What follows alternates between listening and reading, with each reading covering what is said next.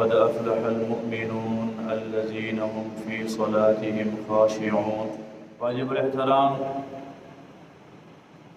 نماز اسلام کا وہ اہم ترین فریضہ ہے جس کا قرآن مجید کے اندر 700 مرتبہ ذکر آیا ہے۔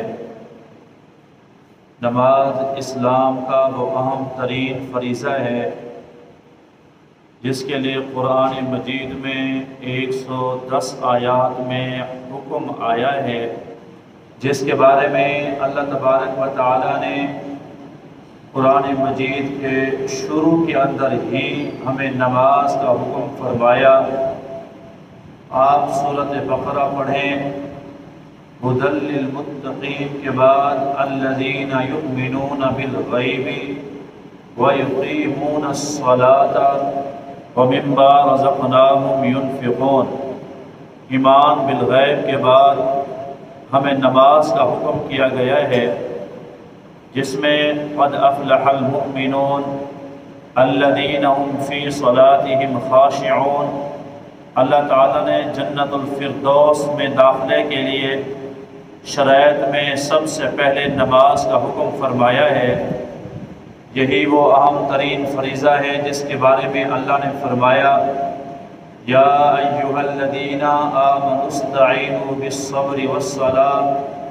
ایمان والو، صبر اور نماز کے ساتھ اللہ سے مدد حاصل کرو۔ یہی وہ اہم ترین فریضہ ہے جس کے بارے میں اللہ تعالی نے فرمایا، وَأْمُرْ أَهْلَكَ بِالصَّلَاةِ وَاصْطَبِرْ عَلَيْهَا۔ گھر والوں کو بھی نماز کا حکم کرو اور خود بھی اسی کے اوپر ثابت قدم رہو۔ لا نسألک رزقا، ہم تم سے کسی رزق کا سوال نہیں کرتے ہیں۔ نحن نرزقک، اللہ فرماتے ہیں رزق تو ہم تمہیں عطا فرماتے ہیں۔ والعاقبۃ للتقوی، آخرت میں کامیاب وہی ہوگا جس کے اندر جتنا تقوی ہوگا۔ اللہ تعالیٰ قرآن مجید میں فرماتے ہیں، فخلف من بعدهم خلف اضاعوا الصلاة واتبعوا الشہوات فسوف یلقون غیا، کہ تمہارے بعد میں ایسے لوگ آئیں گے جو نماز کو ضائع کریں گے۔ اللہ تعالیٰ قرآن مجید میں فرماتے ہیں، رجال لا تلہیہم تجارۃ ولا بیع عن ذکر اللہ وَإِقَامِ الصَّلَاةِ وَإِيتَاءِ الزَّكَاةِ، کہ اللہ کے ایسے بھی نیک بندے ہیں جن کو تجارت، خرید و فروخت نماز سے منع نہیں کرتی، نماز میں آڑ نہیں بنتی۔ اللہ اکبر اذان ہوتی ہے تو شکل نیچے کر کے سیدھا نماز میں چلے آتے ہیں۔ اللہ تعالیٰ نے فرمایا، ان المنافقین یخادعون اللہ وهو خادعهم وَإِذَا قَامُوا إِلَى الصَّلَاةِ قَامُوا كُسَالَىٰ۔ اللہ نے فرمایا منافق اللہ تبارک و تعالیٰ کو اپنے گمان کے مطابق یہ دھوکہ دے رہے ہیں، حالانکہ اللہ تبارک و تعالیٰ خود موت کے ٹائم ان کو غفلت کی موت دے گا، کلمے کی بھی توفیق نصیب نہیں ہوگی۔ اللہ دھوکہ کیسے دے رہے ہیں؟ فرمایا وَإِذَا قَامُوا إِلَى الصَّلَاةِ قَامُوا كُسَالَىٰ، جب نماز میں کھڑے ہوتے ہیں تو سستی کے اندر کھڑے ہوتے ہیں۔ یراؤون الناس، ریاکاری کرتے ہیں۔ ریاکاری کرنا اور سستی کرنا نماز میں یہ منافقت کی نشانی ہے۔ ایسے بندے کو موت کے ٹائم کلمہ نصیب نہیں ہوتا، غفلت کی موت آتی ہے۔ اسی بارے میں آپ صلی اللہ علیہ وسلم نے فرمایا، اثقل الصلاة علی المنافقین الفجر والعشاء، منافقین پہ دو نمازیں بہت بھاری ہیں، ایک فجر کی نماز، ایک عشاء کی نماز۔ فجر کی نماز چھوڑنا، عشاء کی نماز چھوڑنا یہ منافقت کی نشانی ہے۔ اللہ کے نبی نے فرمایا، الصلاة عماد الدین، نماز دین کا ستون ہے۔ یہی فرمایا کہ نماز کی حیثیت ایسے ہے جیسے انسان کے جسم کے اندر سر کی حیثیت ہے۔ سر نہ ہو تو انسان نہیں ہوتا، نماز نہ ہو تو مسلمان نہیں ہوتا۔ کہیں اللہ تعالیٰ نے فرمایا فویل للمصلین، ان نمازیوں کے لیے بربادی ہے۔ الذین هم عن صلاتهم ساہون، جو نماز سے بے پرواہی اختیار کرتے ہیں، غفلت کا شکار ہوتے ہیں۔ الذین هم یراؤون، جو لوگ دکھلاوا کرتے ہیں، ایسے نمازیوں کے لیے بربادی کا اللہ نے قرآن میں ذکر فرمایا ہے۔ اللہ تعالیٰ نے قرآن مجید میں کہیں فرمایا کہ فی جنات یتساءلون، جنت کے اندر لوگ ان جہنمیوں سے، مجرموں سے سوال کریں گے، ما سلککم فی سقر، کہ کیا ہوا، کس چیز نے تمہیں جہنم کے اندر ڈالا؟ تو وہ کہیں گے قالوا لم نک من المصلین، ہمارے جہنم میں جانے کا مین سبب یہ ہے کہ ہم نماز نہیں پڑھتے تھے۔ ولم نک نطعم المسکین، اور ہم مسکینوں کو کھانا نہیں کھلاتے تھے۔ نماز نہ پڑھنا یہ جہنم میں جانے کا ذریعہ ہے، سبب ہے۔ نماز نہ پڑھنا یہ منافق کی نشانی ہے۔ نماز کا چھوڑ دینا یہ حد فاصل کو ختم کرنا ہے۔ حد فاصل ایک نماز تھی، جب مسلمان نماز چھوڑتا ہے تو یہ فاصل ختم ہو کر پھر یہ کفر کے درجے میں چلا جاتا ہے۔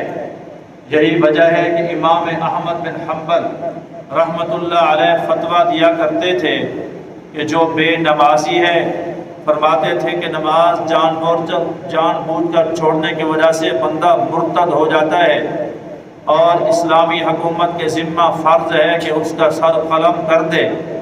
امام مالک، امام شافعی رحمۃ اللہ علیہ جب بے نمازی کا فتویٰ دیتے تو فرماتے مرتد تو نہیں ہوتا، لیکن اسلامی حکومت کی ذمہ داری ہے کہ وہ واجب القتل ہے، اس کا سر قلم کر دیا جائے۔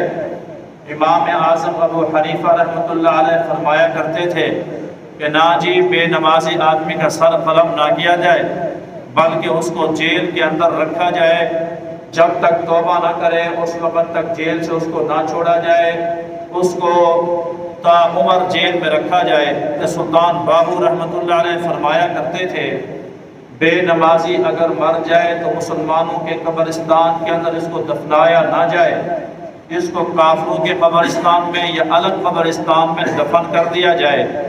یہ اتنا گھنونا جرم ہے۔ یہ شیخ سعدی رحمۃ اللہ علیہ فارسی ادب کے امام گزرے ہیں۔ شیخ سعدی رحمۃ اللہ علیہ فرمایا کرتے تھے کہ اگر مکروہ کوئی آدمی بے نمازی ہو اور آپ کے پاس قرضہ مانگنے آئے تو اس کو قرضہ نہ دیا کریں۔ پوچھنے والوں نے پوچھا حضرت قرضہ کیوں نہ دیں؟ فرمایا کہ جو آدمی اللہ کا قرض ادا نہیں کرتا وہ تیرا قرض کیا ادا کرے گا؟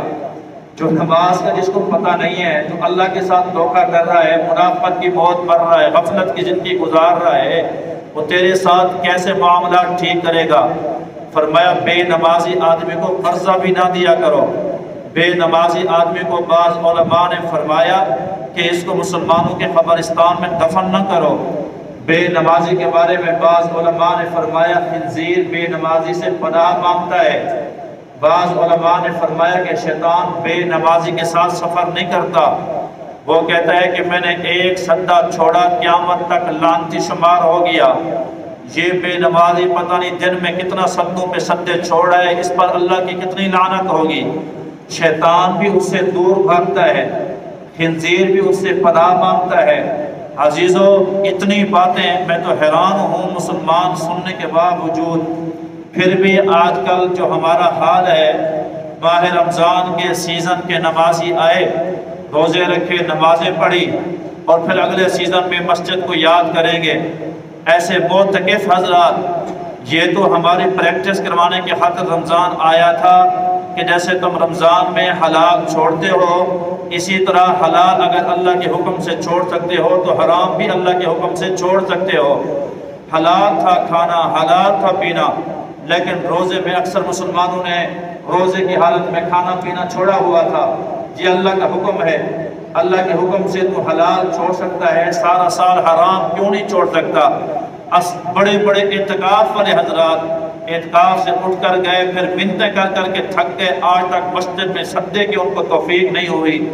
عزیزو، ایک نماز کے بعد جب دوسری نماز میں بندہ آئے، پچھلی نماز کی قبولیت کی نشانی ہے۔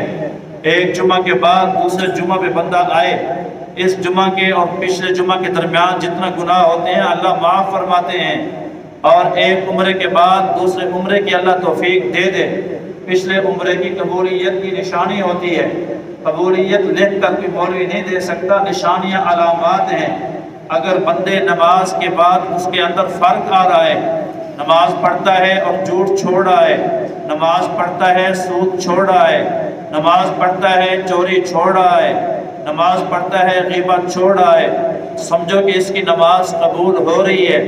اللہ نے فرمایا ہے اِنَّ الصَّلَاةَ تَنْهَا عَنِ الْفَحْشَاءِ وَالْمُنکَرِ، نماز کا فائدہ ہی یہ ہے کہ آدمی کو بے حیائی سے، بری باتوں سے روک دے۔ اگر بندہ ابھی بری باتوں سے نہیں رکا، اس کی نماز نہیں، ابھی تک مسجد کا عادی نہیں ہوا، اس کا روزہ نہیں، ابھی تک یہ معتکف آدمی مسجد میں نہیں آیا، داڑھی کٹوا رہا ہے، ابھی تک اس کا اعتکاف نہیں، کوئی قبولیت نہیں۔ یہ نشانی ہے ناقبول ہونے کی۔ قبولیت کی نشانی یہ ہوتی ہے کہ بندے میں تبدیلی آ جائے، بندے میں نکھار آ جائے۔ عمرہ کرنے گیا تھا، عمرے سے پہلے داڑھی کٹاتا تھا، اللہ کا گھر دیکھ کے آیا، داڑھی سنت کے مطابق رکھ لی۔ عمرہ کرنے گیا تھا، پہلے سودی کاروبار کرتا تھا، عمرہ کر کے آیا، سودی کاروبار چھوڑ دیا۔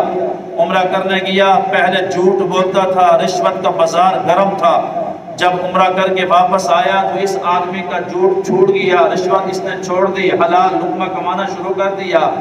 یہ علامات ہیں کہ اللہ نے اس کے عمرے اور حج کو شرف قبولیت نصیب فرمایا ہے۔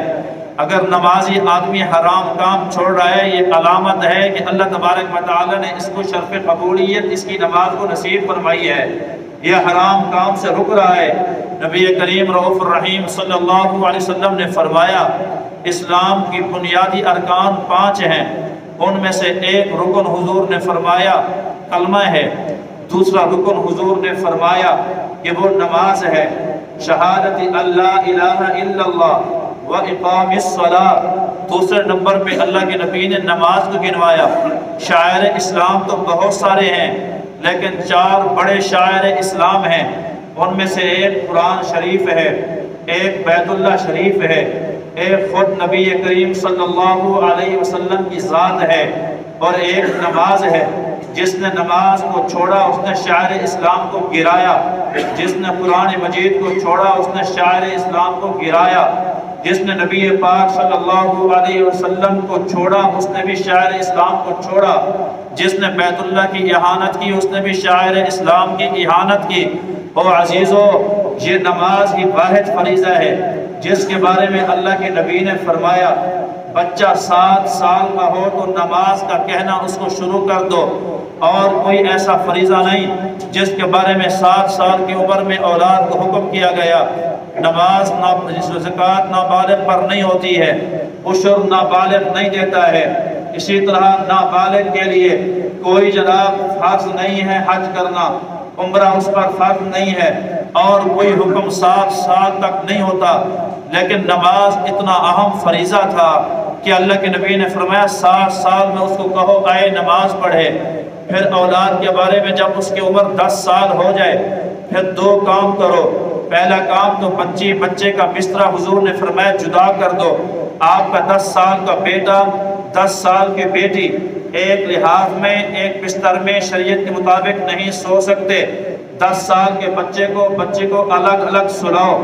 اور دوسرا حضور نے فرمایا اگر 10 سال کا بچی نماز نہ پڑھیں پھر اس کو تعذیباً مارو، اور مار کے اس کو نماز میں لے آؤ تاکہ اس کے اندر نماز کی عادت بنے۔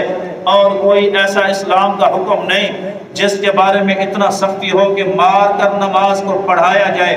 یہ صرف ایک نماز ہی ہے جس کے بارے میں اولاد کو مار کر پڑھانے کا حکم ہے۔ اللہ نے فرمایا قرآن مجید میں حکم وَأْمُرْ أَهْلَكَ بِالصَّلَاةِ، فرمایا اپنے اہل خانہ کو نماز کا حکم کرو اور خود بھی نماز پر ڈٹے رہو۔ یہ قرآن مجید کے الفاظ، یہ پاک پیغمبر کے فرمان، یہ نماز کے فریضے کو اجاگر کر رہے ہیں۔ بعض ہمارے اچھے خاصے نمازی آتے ہیں، نماز کے اندر کھڑے ہیں، منافقوں کی طرح نماز پڑھتے ہیں، ہاتھ یوں لٹکا ہے، یوں کھڑے ہیں، رکعت ایسے پڑھتے ہیں، اپنے دکانوں کے حساب، مکانوں کے حساب، اپنے سکولوں کے حساب، بعض بندے تو نماز کے ساتھ آ کر ظلم کرتے ہیں اور آ کر نماز منافق کی طرح آ کر کہتے ہیں اذا قاموا الى الصلاة قاموا کسالى۔ اللہ نے فرمایا منافق کی نشانی ہے کہ جب نماز پڑھتا ہے تو سستی سے پڑھتا ہے۔ پھر جواب پوچھو کہ بھی نماز خشوع خضوع سے پڑھو، نماز مسائل پوچھ کر پڑھو تو کہتا ہے جی بس فرض ادا ہو جائے یہ کافی ہے۔ عزیزو، ایک ہے نماز کا پڑھنا، ایک ہے نماز کے ساتھ اللہ کو خوش کرنا، اللہ کو راضی کرنا، یہ دو الگ چیز ہیں۔ تمہارا فریضہ تو ادا ہو جائے گا، مسجد میں آئے تم نے نماز پڑھی، لیکن اللہ جس نماز سے راضی ہوتا ہے وہ نماز تھی جس کو ہمارے اکابر پڑھا کرتے تھے۔ جو مسجد کی چھتیں گرتی تھی تو ان کے کان و کان خبر نہیں ہوتی تھی، نماز کے اندر ہوتے تھے۔ اللہ کو راضی کرنے والی نمازیں وہ ہوتی تھی کہ ان کے جسم کے اندر سے تیر نکالے جاتے تھے، پھر ان زخموں کو آگ کے ساتھ جناب وہ لوہے گرم کر کے زخموں کو جلایا جاتا تھا، اور وہ ایسے بھی پتہ نہیں چلتا تھا جیسے ان کے مچھر اور جناب مکھی کاٹتے ہوں۔ سلام پھیرتے تھے اور پوچھتے تھے بھی تم نے پرچھا نہیں نکالا؟ جواب ملتا جی پرچھا بھی نکال لیا، ہم نے زخم کو بھی جلا دیا۔ کہتے تھے اللہ کی قسم ہمیں مچھر مکھی جتنی تکلیف بھی نہیں ہوئی ہے۔ وہ نماز اللہ کو راضی کرنے والی تھی۔ ہماری نماز کی مثال تو ایسے ہے جیسے ایک بندہ ہو، اس کے دو ملازم ہوں، وہ دونوں ملازموں کو کہے جاؤ بازار سے سیب لے کر آؤ۔ وہ دونوں ملازم گئے، ایک بندے نے جا کر تھوک کے حساب سے سیب لیے، سستے لیے، گلے سڑے بھی تھے، اچھے سیب بھی تھے۔ پھر وہ سیب جھولی کے اندر ڈالے، آ کر مالک کے سامنے ایسے ڈال دیے، جھولی انڈیل دی، یہ لو جی سیب پڑے ہیں۔ دوسرا بندہ گیا، اس نے جا کر چناؤ کیا، 1 2 4 5 اچھے اچھے سیب چنے، پھر ان کو جا کر پانی سے دھویا، دھو کر کے پھر لے آیا، پھر ان کو جناب کاٹا، کاٹ کر کے ان کی جناب وہ ٹکڑے کیے، ٹکڑے کر کے پھر پھول کی پتیاں اس کے اوپر رکھی، اس کو سجایا، ڈش آؤٹ کیا، پھر آ کر اپنے مالک کے سامنے پیش کیا۔ سیب کا حکم اس بندے نے بھی پورا کیا، سیب لانے کا حکم اس بندے نے بھی پورا کیا، دونوں نے حکم پورا کیا، لیکن اسی سے مالک راضی ہوگا جس نے پھول کی پتیوں سے سجا کر سیب دھو کے سیب کو جناب سجا کر پلیٹ میں پیش کیا۔ یقیناً مالک اسی سے خوش ہوتا ہے۔ جو بندہ آ کر یوں ڈال دیتا ہے سیب، اس کا فریضہ تو ادا ہو گیا، مالک کی نافرمانی نہیں ہوئی، سیب لے آیا، لیکن مالک اس سے خوش نہیں ہوتا ہے۔ عزیزو، پھر نماز بندہ جب پڑھتا ہے خشوع خضوع کے ساتھ، تعدیل ارکان کے ساتھ، مسائل کی روشنی میں عالمانہ سیکھ کر نماز پڑھتا ہے، یہ اللہ کی رضا مندی کا ذریعہ بنتی ہے۔ پھر بندے کی زندگی بھی بنتی ہے، قبر بھی بنتی ہے، آخرت بھی بنتی ہے۔ عزیزو مسلمانوں، آپ کہو گے مولوی صاحب نے اچانک یہ موضوع چھیڑ دیا ہے۔ میں دیکھ رہا ہوں کہ تمہیں اپنے اولاد کی نوکری کی فکر ہے، میں دیکھ رہا ہوں تمہیں اپنی اولاد کے کاروبار کی فکر ہے، میں دیکھ رہا ہوں تمہیں اپنی اولاد کی دنیا کی فکر ہے، میں دیکھ رہا ہوں تمہیں اپنی اولاد کی اچھی جگہ رشتے ہونے کی فکر ہے۔ اگر فکر نہیں ہے، اپنی اولاد کو جہنم سے بچانے کی فکر نہیں ہے، میرے پیغمبر کا ایک فرمان حق ہے، سچ ہے۔ حضور نے فرمایا جب آدمی ایک نماز جان بوجھ کر چھوڑتا ہے تو جہنم کے دروازے پہ اس کا نام لکھ دیا جاتا ہے۔ بچے کا نام تیرا جہنم کے دروازے پہ لکھا گیا، تجھے اس بات سے تیرے کان پہ جوں تک نہ رہیں گی، تو ٹس سے بس نہیں ہوا۔ صبح کو آیا ہے، اچھا خاصا نماز پڑھ رہا ہے، 5 بچے جوان گھبرو تیرے گھر میں سوئے، ایک بھی تیرا نمازی نہیں۔ کیا ہے جی، میں نے اپنے بچے کو نماز کا کہا ہے، وہ نہیں اٹھتا ہے۔ او مسلمانوں، مجھے ایک بات بتاؤ، اگر تیرے گھر کو آگ لگ جائے کسی وجہ سے، تیرے بچے سوئے ہوں، نشے کے ٹیکے لگے ہوں، نشے کی گولیاں کھائی ہوئی ہوں، دھت پڑے ہوں، بیمار ہوں، تجھے پتہ ہے کہ اب یہ نہیں اٹھیں گے، کیا خیال ہے وہ آگ بڑھ رہی ہو، ماں باپ کیا کہیں گے، بچہ اٹھ جا اٹھ جا، بھی اٹھ جا، گھر کو آگ لگ گئی ہے۔ مجھے بتاؤ، ہر آدمی کو اس بات کی فکر ہوگی، وہ بھاگے گا، دوڑے گا، بچوں کو گھسیٹے گا، اٹھائے گا، مارے گا، اٹھا کر کسی طرح مکان سے باہر لائے گا کہ میرا بچہ اس دنیا کی آگ میں نہ جلے، میرے بچے کو آگ نہ چھوئے۔ دنیا کی آگ کی خاطر تم اتنا فکر کرتے ہو، جو تیرا بچہ جہنم کی آگ میں جلنے کے لیے پڑا ہوا ہے، تو صرف یہ صبح صبح کہتا ہے نماز کا ٹائم ہو گیا، پھر تو آ جاتا ہے۔ یہ فکر نہیں، فکر یہ ہے تو گھر کا بائیکاٹ کرتا کرتا، تو وہاں کا کھانا چھوڑتا، تو پینا چھوڑتا۔ میں بے نمازی کے گھر سے کھانا نہیں کھاؤں گا، بے نمازی گھر کا پانی نہیں پیوں گا۔ تو اگر دنیاوی کام اور دنیاوی مقاصد حاصل کرنے کی خاطر دنیا میں اپنے آپ بچوں سے بائیکاٹ کر سکتا ہے، کیوں جی تو میری پسند کا رشتہ کیوں نہیں کر رہا؟ میری بہن کی بیٹی ہے، میرے بھائی کی بیٹی ہے، اس بات سے اگر تو ناراض ہو کے بائیکاٹ کر سکتا ہے، کیا خیال ہے بچوں کو نمازی بنانے کی خاطر تو بائیکاٹ نہیں کر سکتا تھا؟ بچوں کو مار کے لیا، بچوں کو گھسیٹ کے لیا، بچوں پہ سختی کر، بچوں پہ بائیکاٹ کر، اور بچوں کو مسجد کا عادی بنا، مسجد کے اندر لے کر آ۔